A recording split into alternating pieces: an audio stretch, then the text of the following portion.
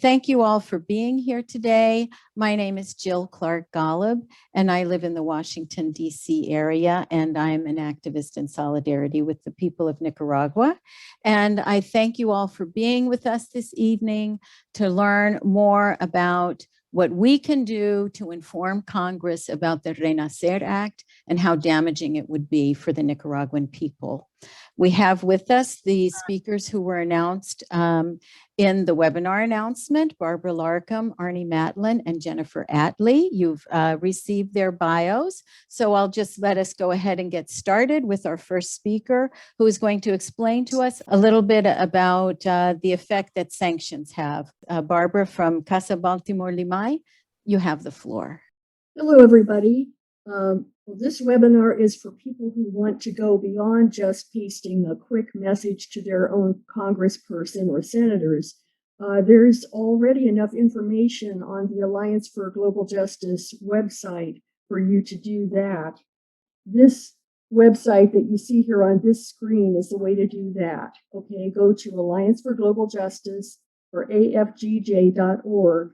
And then the slash is urgent. Tell Congress no sanctions on Nicaragua. Okay, so that's your basic website. But in this webinar, you're going to get more information about the RENACER Act and its effects. The full text of the bill is at the bit.ly webpage that you see there on the screen. You can just do bit.ly/RENACER Act. So the 4 points I'm planning to cover in my presentation before Arnie are these key points. First of all, that the RENACER Act would impose new harmful sanctions on Nicaragua, in addition to the NICA Act that is already law and in force today. Second, that the actual effects of the bill would go beyond the stated intent of the bill through what's called over-enforcement. And that over-enforcement would be by other governments and institutions. The third point I'll cover briefly is that the U.S. would be even increasing its interference in the affairs of another sovereign state over what it is already doing with Nicaragua. And fourth, that the U.S. is showing its hypocrisy by inconsistent treatment of Nicaragua compared to other countries and including itself. Okay, so I mentioned that this new bill would impose new punishment on Nicaragua on top of a current law called the NICA Act, which was passed in the fall of 2018. The RENACER Act refers in several places to text in the NICA Act, so it's important that we understand the NICA Act at least a little bit, because this is adding to that and it does refer to it. So let me take a moment to explain what's already in place under this law. Okay, the most important effect for Nicaragua up until now has been that the U.S. appointed directors at various international financial institutions have been directed to oppose in their votes and their voices and their influence on other countries. They've been instructed to oppose any loans or assistance to Nicaragua. And there are some exceptions stated in the law about that, but the exceptions are for basic human needs and for so-called democracy promotion. And I'll say a little more about that in a few minutes. But basically, in other words, this law that's already in effect is opposing loans or assistance to Nicaragua. And second, there have been some targeted sanctions of individuals and institutions. Okay, so what does that mean exactly? Okay, so in the NICA Act, which is already law, what kinds of sanctions? Blocking of assets of persons or institutions, and exclusion from the U.S., revocation of people's visas. Okay, and under what circumstances would these sanctions be imposed? The law states the following. These are allegations, but it's in law. Violation of human rights, undermining democratic processes or institutions, significant corruption, and arrest and prosecution of media. In other words, if the government arrests and prosecutes the media for so-called exercise of free speech. Okay, so what have been the effects of the NICA Act so far? Sanctions were only imposed on 9 people. They didn't have too much impact on Nicaraguans, but it did mean some changes to public administration to make sure that specific ministries were not jeopardized financially. But the blocking of the loans and the financial assistance did have more effect. For example, the World Bank provided no grants or loans to Nicaragua in all of 2019 or early 2020. They did not include Nicaragua in their initial emergency response to the COVID pandemic, nor in the initial responses to hurricanes Eta and Iota. But then they began praising Nicaragua for its initial response to the pandemic, and so later they did award some funds for emergency conditions. However, even now, under the NICA Act, it's unknown whether these agencies will continue to provide any financing for Nicaragua under any non-emergency conditions. Okay, so knowing that, then what is due in the RENACER Act? First of all, this act, which, as we said, is being introduced in both houses of Congress at the same time, they're trying to push it forward, is there would be increased oversight of these same loans and assistance of these international financial institutions, even more than now, with required reports every 60 days. But even more important, at least in its possible implications, would be there would be a huge increase in the targeted sanctions. Okay, so who could be covered by these sanctions? First of all, they refer to these people who are being sanctioned as foreign persons. Now, mind you, they're talking about Nicaraguans, okay, when they say foreign persons within their own country. These foreign persons would include government officials, family members of Daniel Ortega, members of the National Police, members of the Armed Forces, members of the Supreme Electoral Council, party members of the Frente Sandinista Liberación Nacional, and elected officials of the FSLN and their family members. And any other individuals or entities engaged in what they say is corrupt financial transactions as defined by the United States, which would involve any of these transactions that would involve the Ortega government officials, the FSLN, or the Ortega family members, or anyone else. So in other words, in summary, targeted persons under the sanctions are defined so broadly that they could include more than half of the Nicaraguans in the country. Now, it's not clear that in actual practice that this would happen, but why would we want a law in place that could even possibly permit this? Okay, I'm going to talk briefly to you about the rest of the implications of this bill.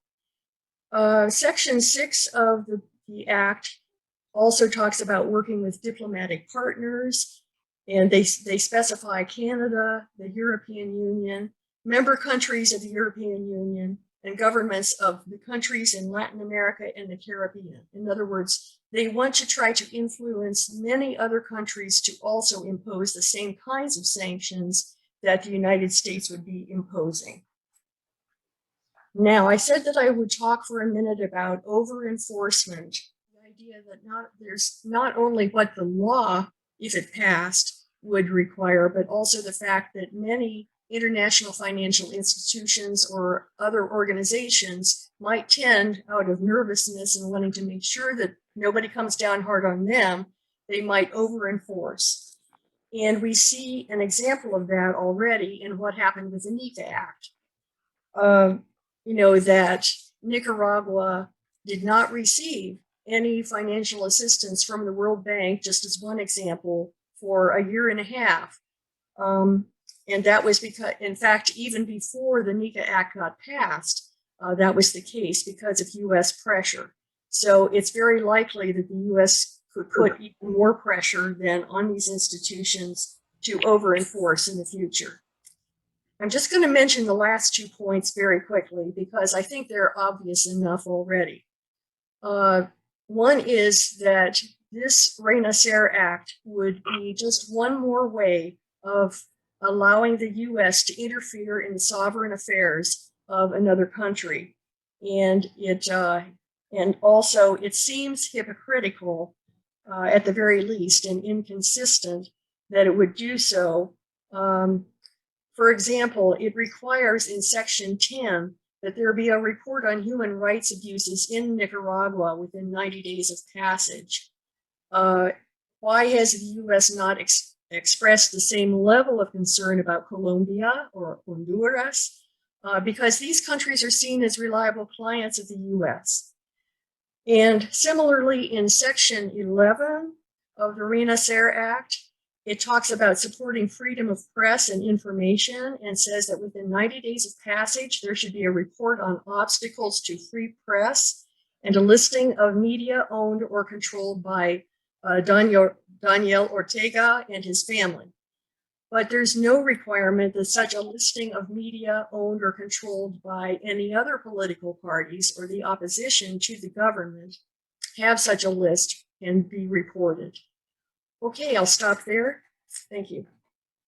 Thank you very much, Barbara. I must confess that I was not well versed in this before. I'm alarmed to hear that any member of the FSLN and their family and all these categories reach so many people in Nicaragua. I remember when the Minister of Health was sanctioned the first time around, and she had to be replaced because it meant that the Ministry of Health couldn't purchase things. It was a severe hindrance. This level of affecting people could be, I mean, you see Cuba can't buy medical supplies from so many people. This is a tremendous increase.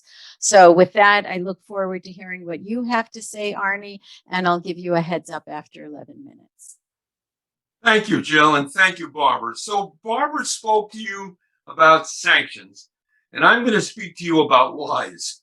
The overarching fact is that the RENACER Act is based on a lie. It is a lie, and it's based on large lies, and it's based on so many smaller lies that I won't even be able to catch them and tell you all about them. But the overarching aim of the RENACER Act is to harm Nicaragua. And your job when you are lobbying will be to point out all the lies that I'm going to tell you, plus the ones you find yourself.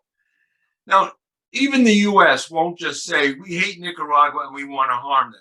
So the biggest lie is this act is supposed to help Nicaragua. By leveling these terrible sanctions against Nicaragua, we're going to bring them to more democracy, which of course is ridiculous. But they have to say they help Nicaragua.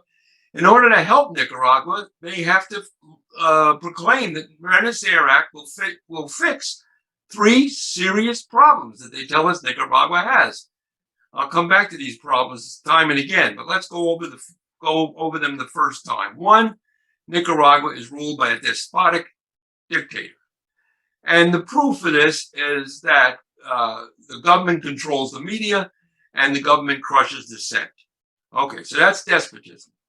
The second, corruption. Government corruption is widespread. Money given for humanitarian aid is taken by President Ortega and his family and his allies and used for their own purposes. So that's despotism, corruption. The third is the upcoming November 7th elections will be fraudulent. Despotism, corruption, fraudulent elections, all lies. So let's examine these lies one at a time, and this time I'll try to add some truth to the discussion. So if you remember, I said that the way they tell us that there's despotism in Nicaragua is 1, there's no freedom of the press, an absolute lie. All Nicaraguan media operate freely. This includes pro-government, neutral, and anti-government media. Anti-government media like Radio Corporación, 100% Noticias, La Prensa, the major newspaper, along with countless local radio and cable TV stations, And then anti-government national television channels like Canal 10 and Canal 12 operate with complete freedom of expression. Anyone who goes to Nicaragua turns on the radio and TVs and hears all kinds of opposition comments. So there is freedom of the press and expression. The second proof that there's despotism is that the government of President Daniel Ortega in Nicaragua has failed to release all political prisoners. Remember, these are in quotes. I'm not quoting horrible articles in the Washington Post or the New Yorker or from Amnesty International. I'm quoting the RENACER Act itself. And in the RENACER Act, it says the government of President Daniel Ortega in Nicaragua has failed to release all political prisoners. That's a lie.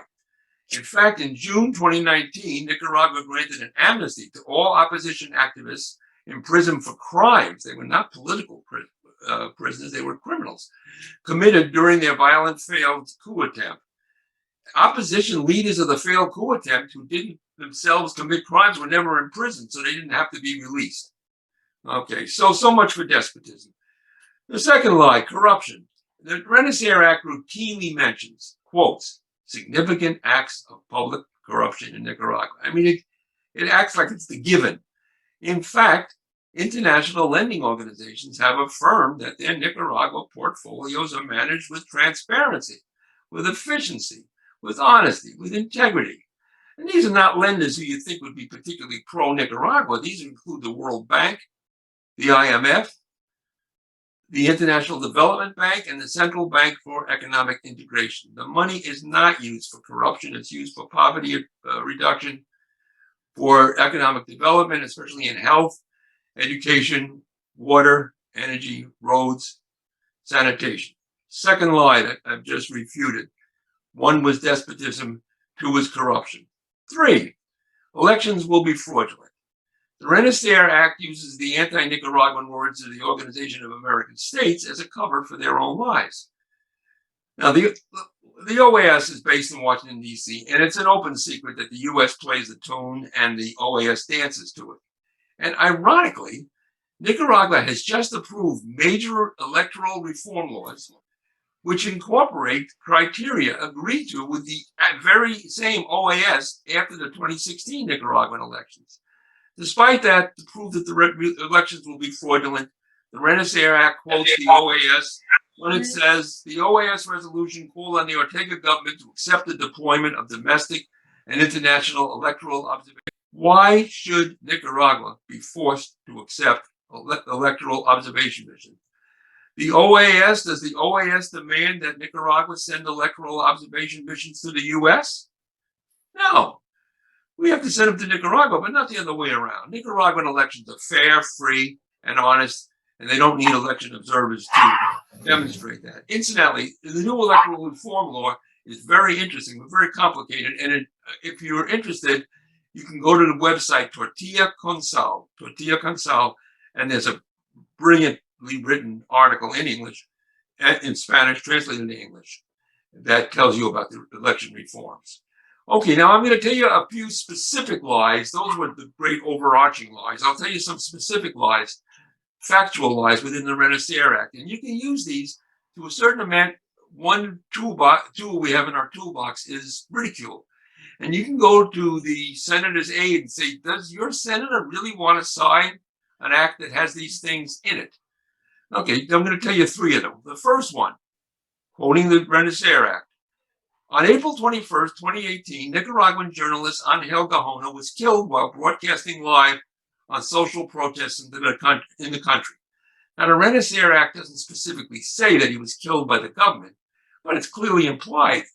What is it doing in a U.S. piece of legislation to tell us that a Nicaraguan journalist was killed? Well, the sad thing is he was killed, but he was killed by the opposition forces. He was with a group of police officers. They were shot at. He died. The man standing next to him was wounded by a pellet from the same gun. Gajona was killed by the opposition, not by the police. Why is that in the RENACER Act? The RENACER Act says, quotes, the Ortega government engaged in significant efforts in April 2018, which is the date of the coup. I'm quoting, April 2018, to curtail the fundamental rights of the citizens of Nicaragua, including repeated acts of police intimidation and at least 325 murders, which were predominantly committed by government security forces. That's a lie. Now, sadly, the number 325 is correct. But according to the Red Cross, 1/3 were killed by violent coup supporters, about 1/3 of the people were killed by government supporters, and about 1/3 were innocent bystanders. But here's the take-home point on that. Forget 1/3, 1/3, 1/3. None of those people would have been killed if there hadn't been a violent coup attempt in the first place. So think about that. And finally, the most bizarre inclusion in the RENACER Act is the following paragraph, and I'm quoting, according to preliminary reports of the government of Nicaragua, Hurricanes Eta and Iota, which made landfall in Nicaragua on November 3rd and November 16th, 2020, respectively, affected more than 3 million individuals and resulted in an economic loss in excess of $742 million. Yes, true. Why is this in the RENACER Act? Are we punishing Nicaragua for having been hit by 2 terrible hurricanes? And actually, in the fact, the Nicaraguan government looks very good in this context, because days before the hurricanes hit, the government had mobilized over 100,000 emergency volunteers. 160,000 people were safely evacuated from their homes. No one died from Hurricane Eta. 16 people died from Hurricane Iota, but only because they refused to evacuate or they returned to their homes too soon. If anything, the U.S. should apologize to Nicaragua, because we caused the climate change that makes hurricanes much stronger and more harmful. So remember this, based on a lie, 3 big lies: despotism, corruption, and the fraudulent elections, all lies, and then riddled with lies throughout. Thank you. Thank you very much, Arnie. Jenny from the Friendship Office of the Americas will now explain to us a little bit of the how-tos for lobbying. Jenny? Okay, thanks everybody for being here. Thanks Barb and Arnie for that great introduction. So as we've heard, the RENACER Act has been introduced to both houses of Congress, in the Senate and in the House of Representatives. In both houses, it's a bipartisan bill. Both of the leads on both bills are Democrats, and most of the co-sponsors are also Democrats. This is important in terms of our work.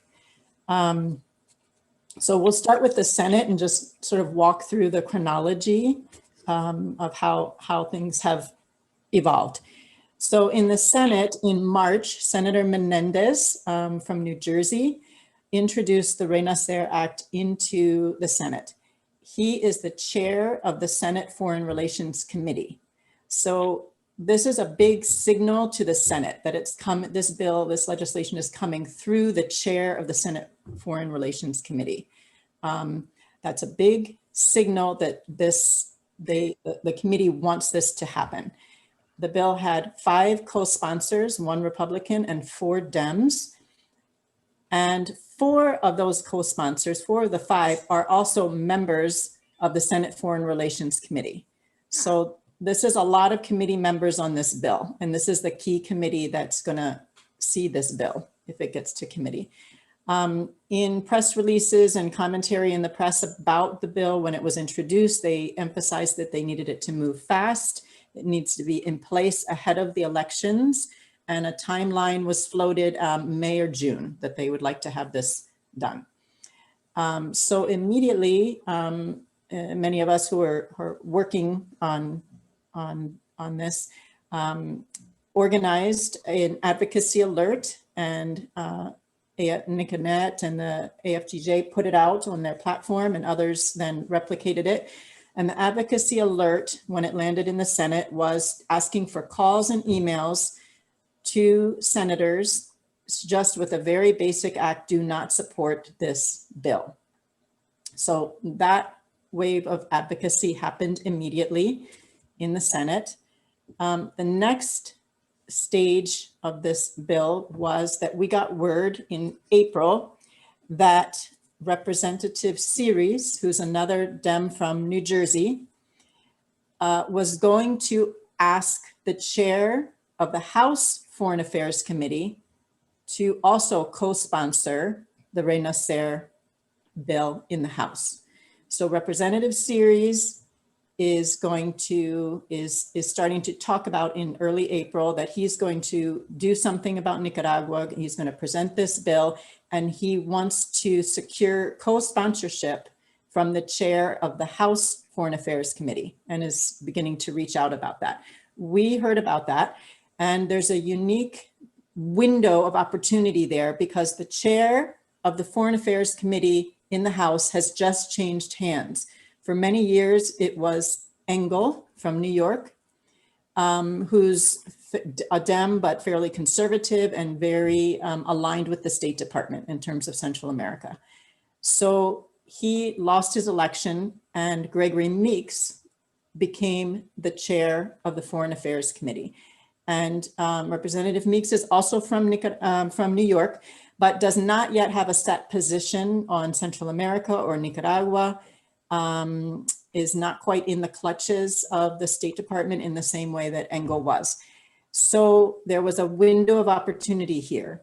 And we immediately organized and got an advocacy alert going to generate calls and emails to Representatives Meeks's offices. And the asks were two, asking do not co-sponsor the bill, first of all, so that the bill would not be co-sponsored by the chair of the committee. That was important to stop that from happening. And second, further down the line, assuming that this bill continues to move, not to mark it up in committee if it comes to committee. Those were the two messages. We also urged people from other states to contact Representative Meeks as in his function as chair of the Foreign Affairs Committee, because as he sits on that committee, if we have a foreign affairs concern, such as the RENACER Act, we can also reach out to him, even if he's not our representative.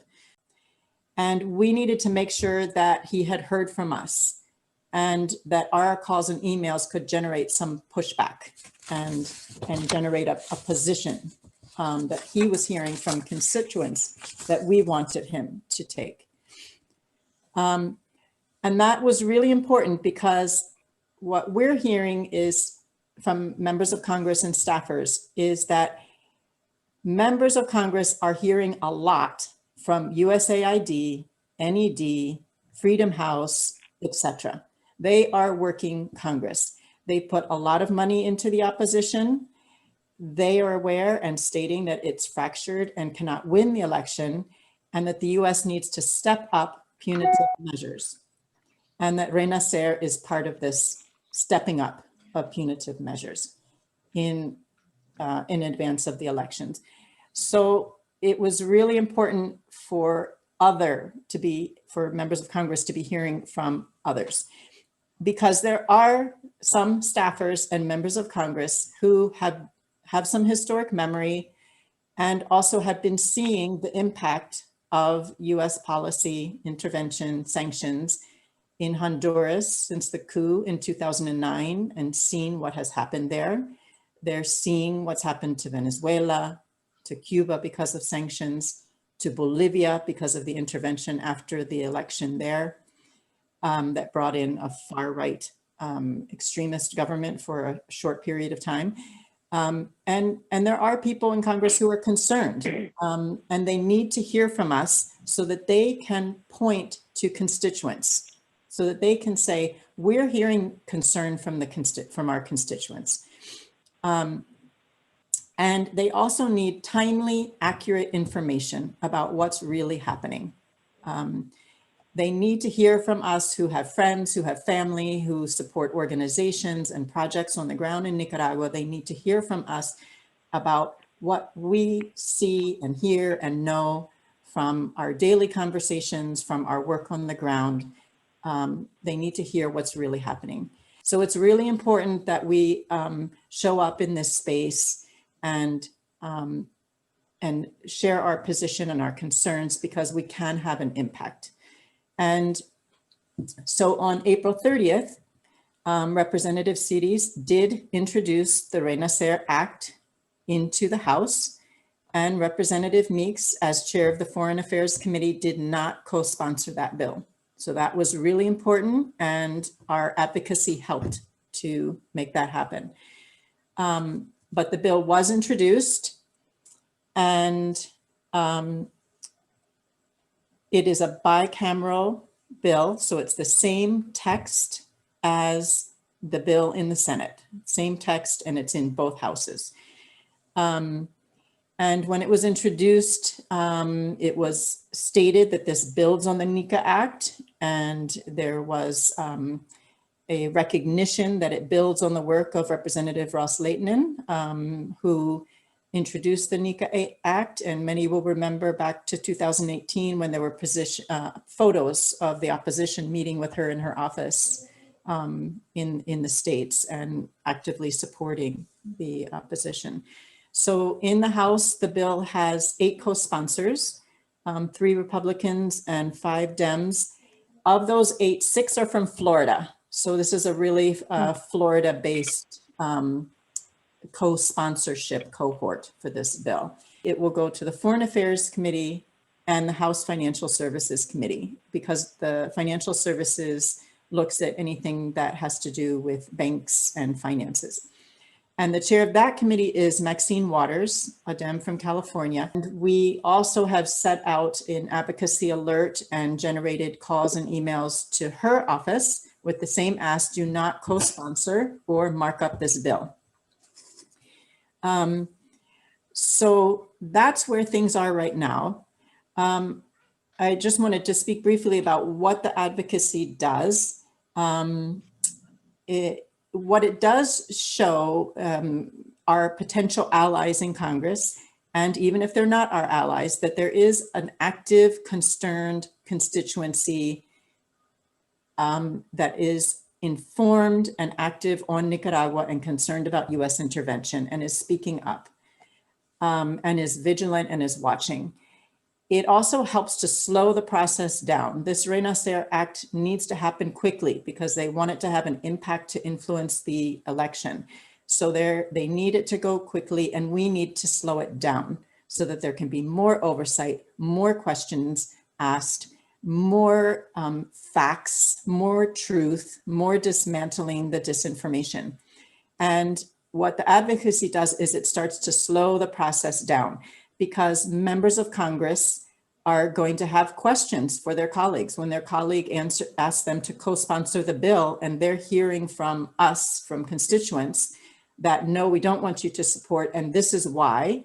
Then they're going to have to ask questions before they jump on that bill. They're going to have to start pressing for more information. They're going to, some of the information that Arnie provided, they're going to have to ask for questions and clarifications about those distortions and lies that are in the bill. So it slows things down and it complicates the timeline for the bill. So what are some next steps? Starting with the House, we still need to continue to reach out to Representative Meeks's office, and we need to say thank you for not co-sponsoring the RENACER Act. We need to also reach out to Representative Waters as chair of the Financial Services Committee with the same message: do not co-sponsor and do not mark up the bill. All of us can reach out to our representatives in the House with the same message: do not support and do not co-sponsor.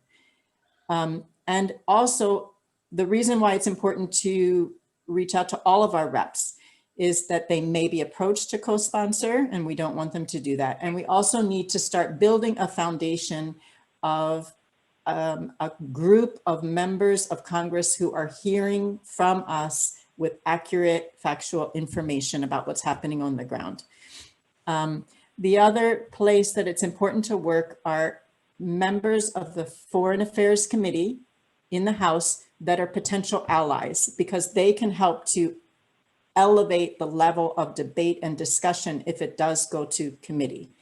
So some of those key members are Ilhan Omar from Minnesota, Karen Bass from California, possibly Andy Levin from Michigan. Those are just a couple.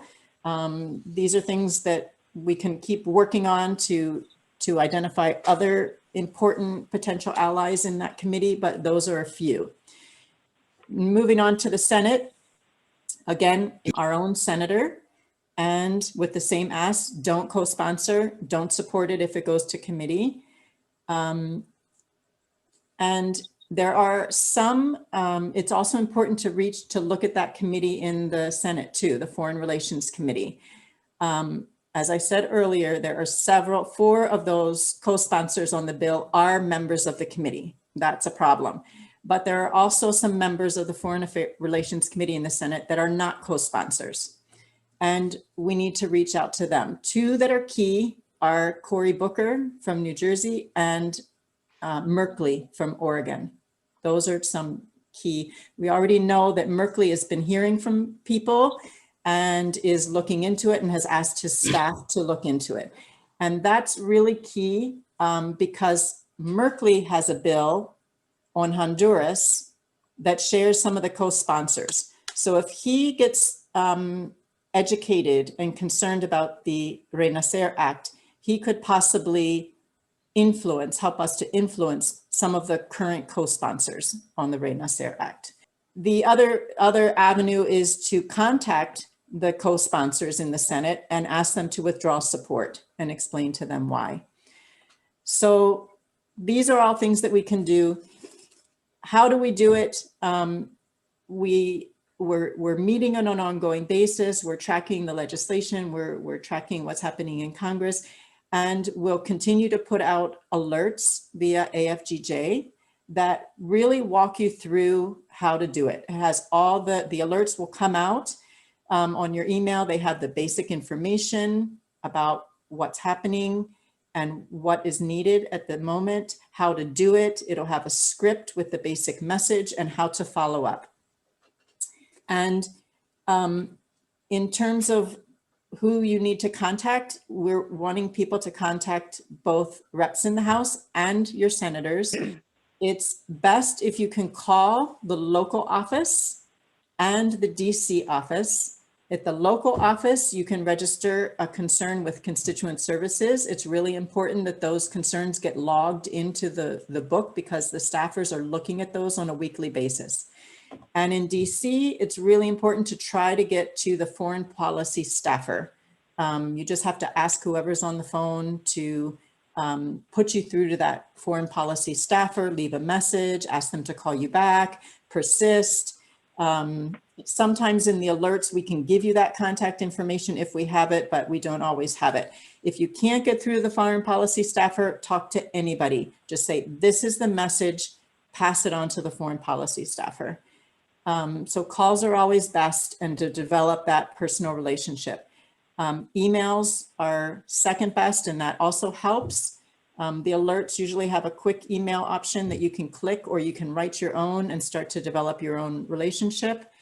And it's really important to keep calling and keep updating those offices. Send them articles. When the Washington Post writes and publishes an article that has incorrect information, send them the correct information side by side. Say, we're concerned about this. That's important for them. And another thing that we can do is if there's a relationship with the congressional office, we can request a Zoom meeting. If we have a local group or just a one-on-one with the staffer. I know Arnie's group did this in New York, and it was very effective and productive. So that's another level of advocacy that you can do. So those are just some ideas and some of the just walking you through where the RENACER Act is moving right now in Congress and who some of the actors are and who some of where the important spaces are to be focusing our advocacy. And I'll end there and we can go on to questions and answers. Thank you very much, Jenny. And I very sincerely want to thank Barbara and Arnie as well. I'm very passionate about Nicaragua, but I learned a lot from all of you. It's hard to keep up with all the reading. So much is happening. And if I may just point out something that was very obvious to me as I was hearing the contents of this RENACER Act. This is like 1990 all over again. In the 1980s, war was physical war. It was blowing up harbors and assassinating campesinos. Now war has become sanctions, which to take a comment from the chat, Scott Hageman very rightly said we have to remember that sanctions is a misnomer, and we need to get people used to calling them unilateral coercive measures, illegal unilateral coercive measures.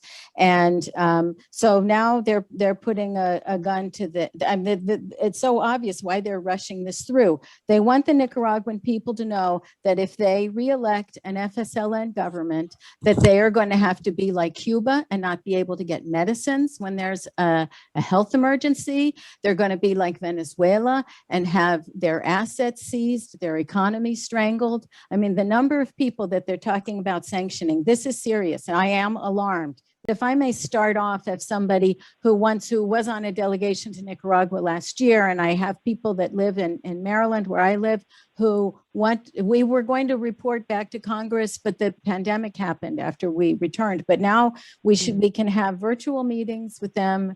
And should we, I know that our Senator Ben Cardin is a co-sponsor of the Senate bill, I believe. We've got Chris Van Hollen, and then we've got our House representatives. Should we approach them as well? So that's my first question for Jenny, and I'm going to watch the chat to see questions from other people or requests to take the floor. My opinion is it's very worth approaching Cardin.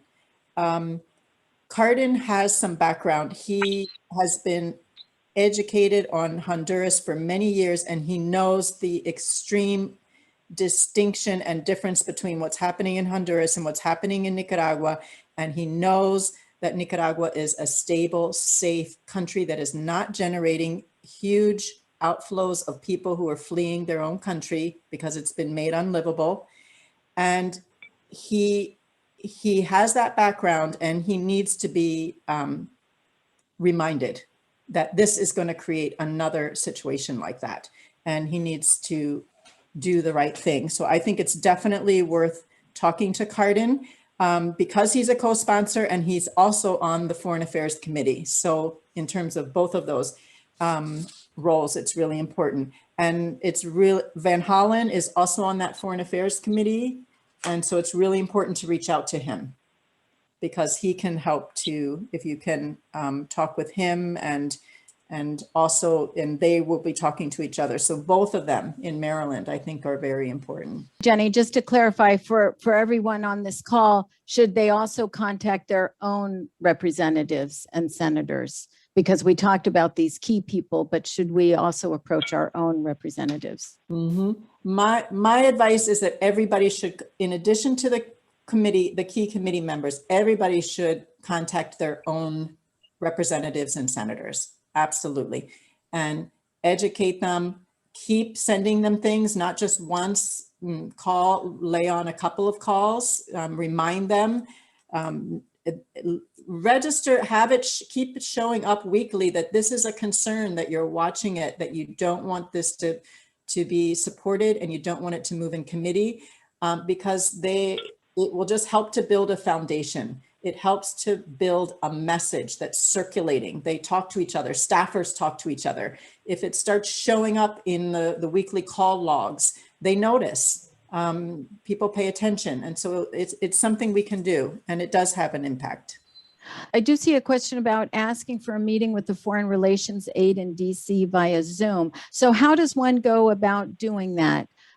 Because I'm somebody who, there may be other people who are in this position who have so little faith in Congress that I'm not used to approaching my members of Congress. How does one go about doing this? And how do you push hard to make sure you get a meeting with somebody? You know, there may be 4 or more of us from Maryland who went to Nicaragua recently who would like to talk to some of our Maryland representatives? How do we make sure, how do we get a meeting like that? That's an excellent way to get a meeting. If, for example, you all, a couple of you have just returned, you've been on a delegation or something like that, you have concerns and you have direct experience and you want to talk to your representative. That's a really strong ask for a meeting. And so you would call the office, whoever, and you say that you want to talk to the foreign policy staffer and that you want a meeting. And it might take a couple calls, but from the get-go, say that you want a meeting. And then they can do it by Zoom now. Most of the meetings are happening by Zoom. So you would be scheduled and you all prepare your presentation. And that's really important for their job. They're public servants. They are there to represent you. So you have every right to ask for a meeting. And I totally understand that sometimes it's very disheartening to think that we can get our representatives to respond and be the kind of legislators that we want them to be. But we do make progress sometimes. It's an uphill battle, but if we work that space, we have a better chance of making it ours than abandoning the space. So I think if you have an organization like Casa Lima y Baltimore, that's a very strong ask. All that years and years of work in that sister city relationship, that's a really strong ask for a meeting. And you'll get one. You'll get one and use that space well and just clarify your asks, what you want them not to do and what you want them to do. Go in prepared with both things. We don't want you to do this and we do want you to do this. Give them both. And then follow up by feeding them information, regular information. Just keep sending it to them. The other reason this is important to build these relationships and start showing up in these offices is because this RENACER Act, this is part of something bigger. This isn't going to go away. The elections they're going to keep putting pressure on. And we need these relationships. We need our foot in the door. We need access and we need to be pushing back on the disinformation. And so start now. Yeah, that's a really good way to get in the door. I'm so glad that so many of you turned out of your concern for the people of Nicaragua. Is there anyone who would like to ask a question now in these last few minutes? Leslie?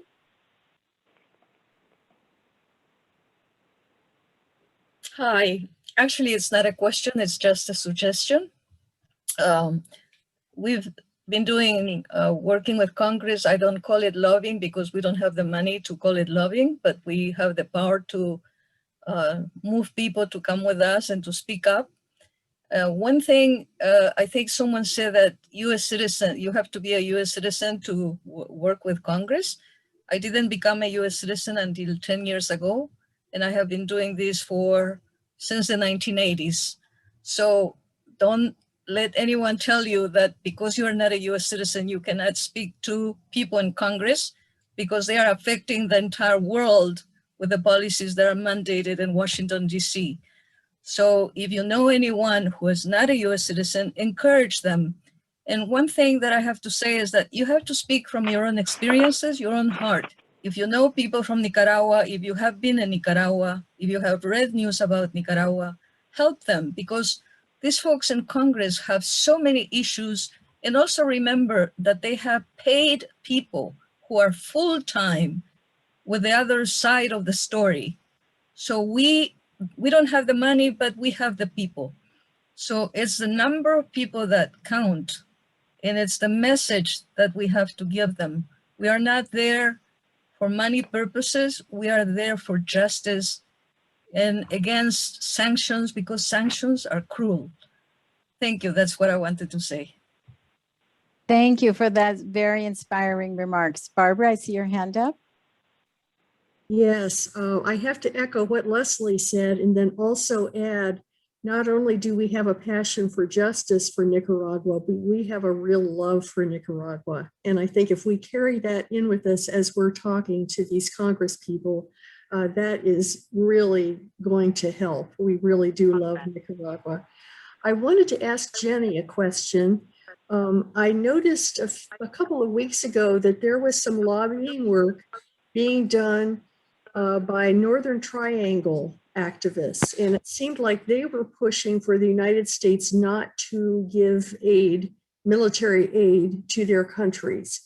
I was wondering if there's any kind of opportunity for us to join hands with them in some way in our lobbying effort to get across similar messages, even though our situations are different in the countries. Jenny?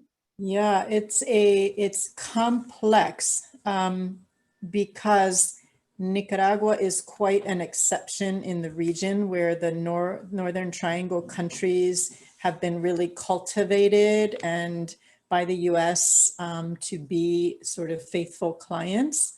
And Nicaragua has, on the contrary, been under assault and a target for regime change. So it is complicated, but there is common ground there in terms of the folks from the Northern Triangle countries are saying, as you said, no more military and police aid because it's being used to repress people and it's doing harm.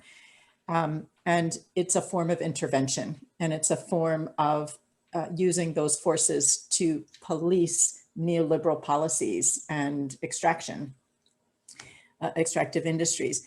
And so there is that beginning to come forward, that anti-intervention focus from the Northern Triangle. And so I think there is a way to start bringing some of this together. It complicates, it also divides movements, and how we as a movement can start to overcome that and point to the hypocrisy and speak to the common ground of US needs to stop intervening and let people determine their own destinies and have sovereignty.